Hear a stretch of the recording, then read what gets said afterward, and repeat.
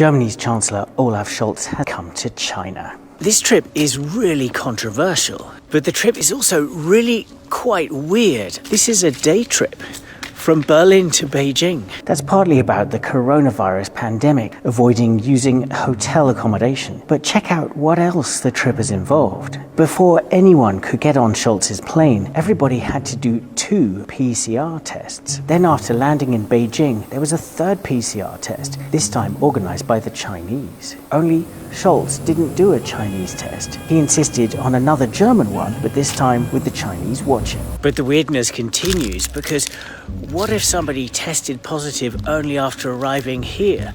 Well, everybody on board the plane had to sign an agreement to say, yes, it would be fine for those people to fly back to Germany even though they had tested positive, to avoid them getting marooned here in Beijing for any longer. And as a last little added dash of weirdness, Scholz's plane flew out to South Korea after dropping everybody off, then picking us up later for the return flight to Germany. But when you think about it, all of this weirdness is really at heart about the two sides not trusting each other. They don't trust each other's corona tests. And they definitely don't want to have to deal with a quarantine situation that could get diplomatically dicey. And that brings us to the controversy. Olaf Scholz is the first Western leader to come here to Beijing, to come here to the Great Hall of the People since the coronavirus pandemic.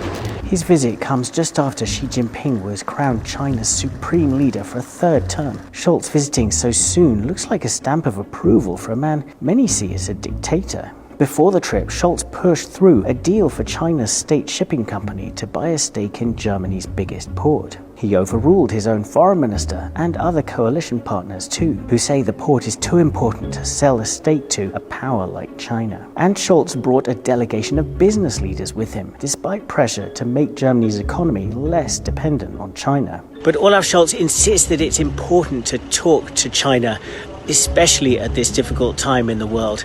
And he will be going home feeling quite vindicated, I think, after a press conference appearance in which he was more outspoken than many had expected, and after extracting comments from Xi Jinping, which have been widely reported, warning against the use of nuclear weapons, something that the Germans are very worried about in Ukraine.